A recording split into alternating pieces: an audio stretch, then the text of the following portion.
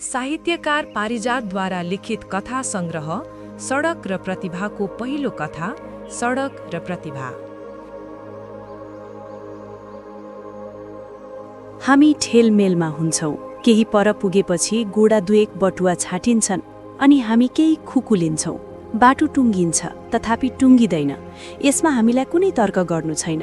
निसन्देह हामी त्यहाँबाट फेरि यतै फर्कन्छौं अनि खल्ती छाम्छौं। चिहाको अथवा यसो भनौं स्थितिप्रति सतर्कताको एउटा निरीह बहाना खोज्छौं। यति म सोच्छु, भवितव्य त्यही हुन्छ। हामी फर्किरहेका हुन्छौं। चिसो स्याटप्रति तुजुक देखाउन कर लाग्छ। म सोच्छु, त आज कोट किन नलगाउनु भएको? उकुम उचाल्छ, तथापि यो लाज पचाइ होइन। म थाहा पाउँछु आज ऊ अस्वाभाविक देखिएको छ। कमिजभित्र पुरानो स्वेटर तह मिलाएर लाउनु। एउटा साथी आज आफ्नो मायालु भेट्न गएको छ। कोट उसैले लगाएर गएको छ। सडक हेर्छु, स्थिर बसेको छ। सडक बढी गर्ने चाहिँ के र? मलाई अति साधारण मान्छेको सम्झना आउँछ, जससँग कोट छैन अनि जो प्रेम गर्छ एउटी केटीसँग। यानभित्र बसेर केही रोमान्स छाट्नु प्रेमको अर्थ? उसकी मायालु पनि हुन सक्छे। साथीको सारी पैचो लाएर आएकी छे। म निकै सस्तिन्छु केवल सोचाइभित्र। हुन त मानिस जो बोल्छ त्यो भन्दा 10 गुणा निम्न कोटिको कुरा ऊ सोच्छ। मानिसलाई इस्टिमेट गर्नु ठूलै असम्भव। एउटा बाघ रङ्गे ट्याक्सी हुर्रिएर जान्छ। हुल निकै कम भइसकेको छ। खल्ती छाम्छु। एउटा सुक्काले कहिल्यै विश्वास गरेको हुँदैन। मानौ जीवन स्तरको यो एउटा लक्ष्मण रेखा हो। बढ्न सक्छ त्यो सम्भावना पच्दैन र घट्न सक्छ भने जीवन त्यही बिन्दुमा अपहरण भइसक्छ। म सन्तुष्ट छु यो एउटा सुक्की चा बोकेर। अघिपछि बदालमा अव्यक्त ध्वनिहरू भौतारिएका हुन्छन्, जसको सपाट मानेहरू बुझिन्छन् तर रहस्य बुझिँदैन। म जीवनलाई कहिल्यै पनि यसको पूर्व घोषित लयमा बद्ध गराउन सक्दिनँ। कति ठाउँमा भीषण नकारात्मकता देखाएर मैले ढाड फर्काइदिएको छु जीवनलाई, र चाहेको छु कोही जागरुक आएर पछाडिबाट मलाई गुलेली हानिदियोस् अथवा छुरी धसिदियोस्। यो शरीरको एउटा विभत्स अन्त्य। आहा, म चुपचाप हिँडेकोदेखि सायद सोचिरहेको छ म भित्र मेरो जिनियस रूप मरेको छैन। हामीले एकपल्ट धेरै अन्ध्यारो एकान्तमा गएर एकअर्कालाई जिनियस हुनुको सप्रमाण छनोट गरेका थियौं। सायद हामी दुवैको जीवनी त्यसपछि समयले 12 वर्षको स्टेप लिइसकेको छ। त्यो समय पनि वर्तमान थियो, अहिले पनि वर्तमान छ। अनुहारमा हामी सालाखाला दुई अमल खुम्चिसकेका छौं। ऊ यद्यपि अविवाहित छ र म स्वास्थ्य मान्छेसँगको अनुभूतिमा वञ्चित छैन। सोझो भावमा यौन सुख मात्र मेरो एउटा अन्तिम सुख बन्न गएको छ। तर ऊ यसबाट पनि म कुनै पनि स्वास्थ्य मान्छेलाई प्रभाव नै पार्न सक्दिनँ। प्रेम त पछि आउने कुरा हो। यस्तो भाग्य उसले मलाई यिनै सडकहरूमा हिँड्दा नभनेको होइन। प्रभाव पार्नुको हकमा मैले चाहिने एउटी वेश्यालाई सबभन्दा पहिले प्रभावित पारे। त्यसभन्दा बढी आफ्नो विषयमा केही पनि सोच्न मन लाग्दैन। एउटा समय यस्तो पनि आएको थियो, चरम विवश भएर मैले यौन सुख स्वीकार गरिदिए, किनभने सुखको सबैभन्दा सस्तो उपलब्धि एउटा गरिबको निम्ति यही मात्र थियो। त्यसबेला सायद म भित्रभित्रै निकै पिल्सिएको थिएँ। त्यसपछि अझसम्म यति कडा यथार्थ सकार्न सक्ने साथी भेटेको छैन। छन् त्यसो त आवरणलाई जीवनको एउटै अर्थ ठान्नेहरू, तर म चाहिने ढुङ्गामा एउटा सम्पूर्ण नाङ्गो मूर्ति खोपेर कलाको सफलता घोषणा गर्ने मान्छे। त्यसपछि गजबको रिभर्स, एक क्षुद्रभन्दा क्षुद्रतर व्यक्तिगत स्वार्थको स्वास्नी आडमा मैले एउटा सामाजिक मान्यतालाई लात मारिदिए। दुईटैको मिलित प्रतिक्रियाबाट आफूलाई कहिलेकाहीँ लाग्छ अल्गाइदेऊ, तर त्यसपछिको निर्वासनमा इन्स्टिक्टदेखि कमभन्दा कम यो युगमा स्वीकार छैन। पश्चिमी आकाश रातोपनबाट हटिसकेको छ। हामीलाई निकै जाडो लाग्न थालिसकेको छ।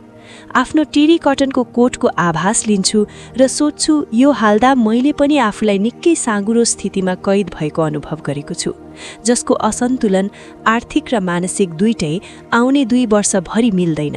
हेर्नुहोस्, ऊ उभिनै दिन्छ। चिया पिउँ है? 80 पाउन्डको ऊ एउटा मिनिएचर मान्छे, झन्डै सफा कुरा ऊ ससाना हाडहरूको सङ्गठन मात्र हो। शारीरिक हैसियतले मूल्याङ्कन गर्दा ऊ केही पनि हुन सक्दैन। व्यापारी, सिपाही, ड्राइभर, सिवाय एउटा बचाव छ उसको अस्तित्वको पनि, त्यो हो हास्य अभिनेता, अझ बढी त विदूषक। यसै सिलसिलामा एकपल्ट मलाई त्यो क्षणको अघोर भावुकता सम्झना आउँछ। हावा चलिरहेको छ, एउटा निरस साँझ। फुटपाथमाथि एउटा टाढाको मूल बाटामा आधा नाङ्गा र फुस्रा केटाकेटीहरू 2 हात फिजाएर दौडिरहेका छन्। वा वल फै वल अजी मवैनी, यस्तै के ऊ घोरिन्छ र अचानक बोल्छ, सुन्नुभो, यो वातावरण कस्तो डिभाइन भइरहेको छ। यस मोडमा आएर लाग्छ हार खाइदिउँ अथवा घुँडा टेकिदिउँ त्यो अद्वैत शासनको अघि। म ओठ लेबारेर हाँसिदिन्छु। तुरुन्त उसमा पनि एउटा रिभर्स आउँछ। Voltaire, Abraham Lincoln, Karl Marx र अरू धेरैजना व्यक्तिहरूको एउटा सिङ्गो मिसकट त्यसै नै उसको अनुहारमा देख्न खोज्छु।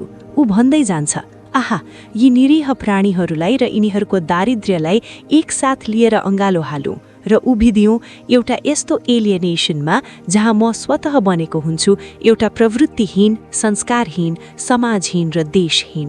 मलाई झर्को लाग्छ। म त्यसबेला त केही पनि बोल्दिनँ, मानौ म मूक भएको हुन्छु। तर त्यसको प्रत्युत्तर मेरो छातीभरि उकुसमुकुस भएर आएको छ। पछिबाट म उसलाई भनिदिन्छु, यो समाजले तपाईको एउटा एफिजी बनाएर जलाउनेछ, नत्र एउटा कार्टुन बनाएर पब्लिक प्लेसमा टाँगिदिनेछ अनि आवारा केटाहरूले त्यसमा तारो हान्ने गर्छन्।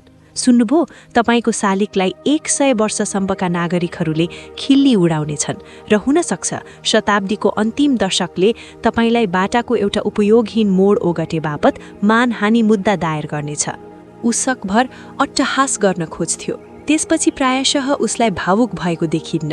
तातो चिया घाँटी रसाएर भिज्छ, नसाहरू जागरुक हुन्छन्। कोटको समस्या हामी दुईटैले बिर्सिसकेका हुन्छौँ।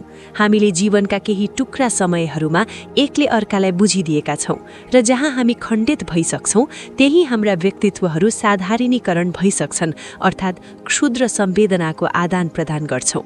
नस्तो गरिकन ऊ भनिदिन्छ, तपाईकी स्वास्नीले तपाईलाई वास्तवमा रियलाइज नगरेको हो, नत्र सनक चढ्नु, मुड अफ भइनु क्षम्य छैन र?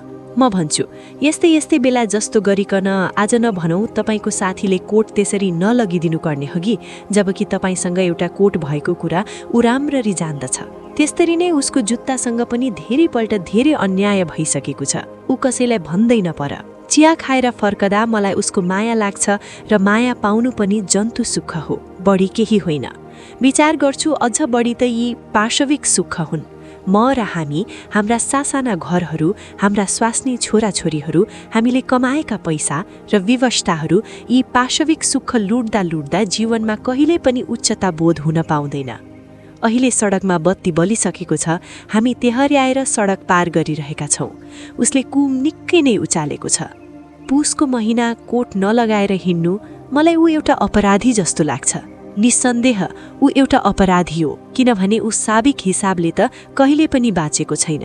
ऊ सधैँ यस्तो अनुभूति बताउँछ जो स्वाभाविक भएको हुँदैन सायद कुनै पनि मूल्यमा। जाडोमा सन्तुलन नमिलेर ऊ केही कामदो आवाजमा बोल्छ। मलाई आज भोलि निन्द्रा लाग्दैन, लाग्छ इन्सोम्नियाको शिकार हुन लागेको छु। तर 1 महिनासम्म त केही पनि हुन सक्दैन, कारण 30 दिन कुनै लामो अवधि होइन। रातभरि के गरिरहनुहुन्छ? म प्रश्नवाचक उभिदिन्छु। हेर्नुहोस्, आफ्नो त त्यस्ता मिठासपूर्ण संस्मरणहरू केही पनि छैनन्। म र मसँग केही ठोस पर्खालहरू छन्, तथापि म सोचेरै रात बिताइदिन्छु।